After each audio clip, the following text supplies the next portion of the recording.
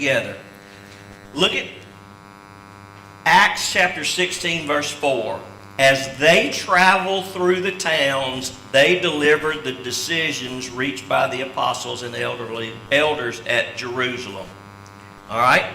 Keep that in mind. Now let's look at Acts chapter 16, verse 10. After he had seen the vision, we immediately made efforts to set out for Macedonia. What do you notice is different between those two sentences? Wait, say it again.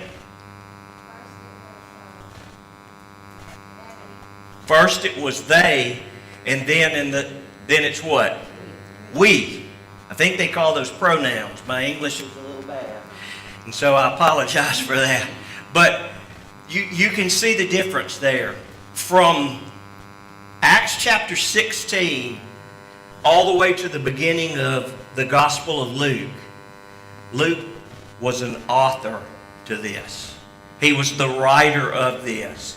He had carefully investigated and found out this information. And then when we get to Luke chapter 16, verse 10, Luke becomes a part of Paul's ministry. He becomes an eyewitness to what has taken place. So Luke investigated what is in the gospel in the first 15 plus chapters, but Luke participated in chapter 16 through, I think there's 28 chapters in Acts, through there. So we see that. Let's talk about the time span of the Gospel of Luke and Acts. The time they cover. The Gospel of Luke takes place from the beginning of the birth of Jesus, which would have probably been somewhere around 4 or 6 BC, runs out through the death of Jesus in AD 30, 32, somewhere in there. And Acts picks up right there and goes through AD 62. So we have about 65 years of information that literally flow from the beginning all the way to the end, from the birth of Christ until we see the gospel reaching Rome in the end of Acts. Now, here's what I think is interesting. I never thought about this until today.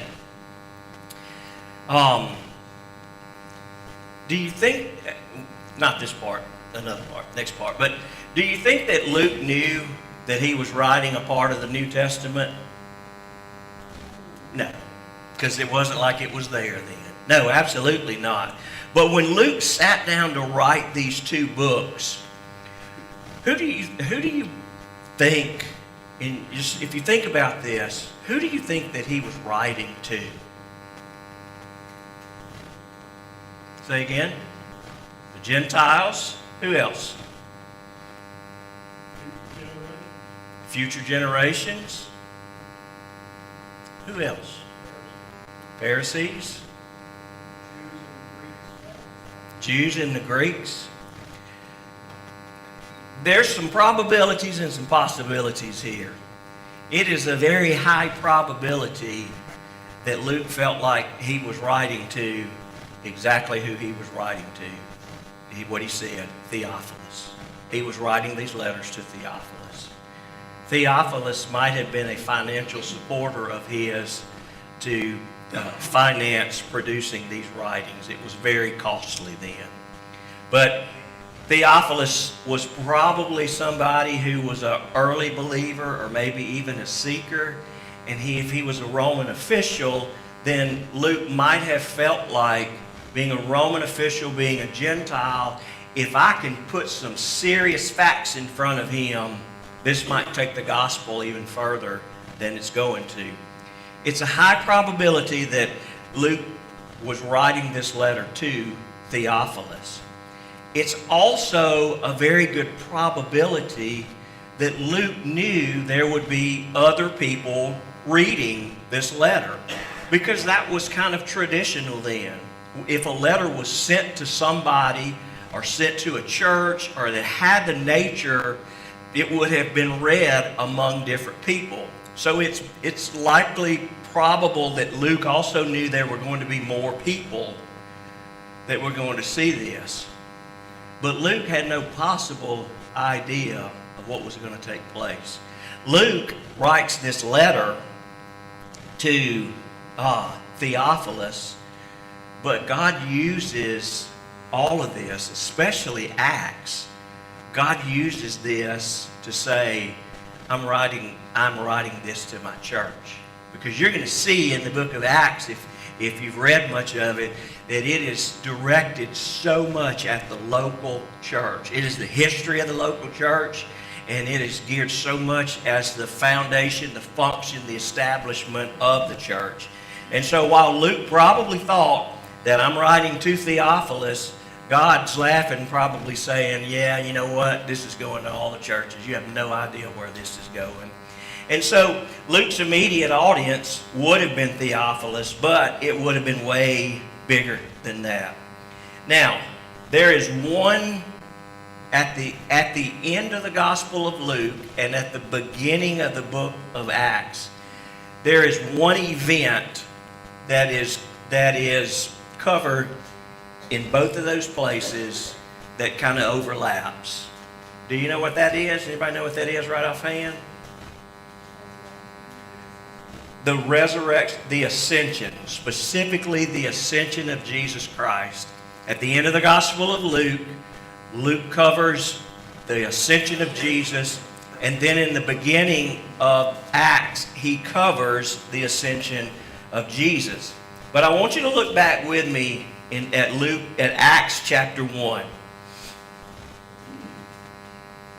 Look back with me at Acts chapter 1.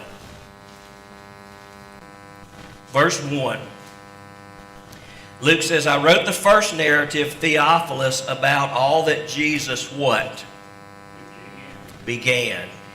And so Luke says, I wrote the Gospel of Luke about everything that Jesus, from the time that he began, everything that he did. And so what does that make Acts? Acts is the continuation of that.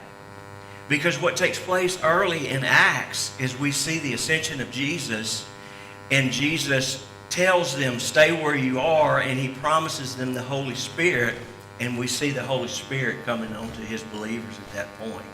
And so here's what we see here, is this connection between Luke and Acts, is that Acts takes from the beginning of Jesus, from the birth of Jesus, all the way up through the ascension, and that Luke does, and that Acts picks up the ascension and goes all the way through the ministry of the Holy Spirit in the church. And that's what we see. But Jesus is still the main character in Acts as well. Now, let me close this out and we'll get to praying. But here we see Luke sitting down to write this letter to Theophilus, to one man. And God used this in a mighty way to put it out in front of churches, to teach them how to be followers, that he is no longer here in the form of Jesus Christ, but that God is with us in the form of the Holy Spirit. And so Luke and Acts are one continuous story.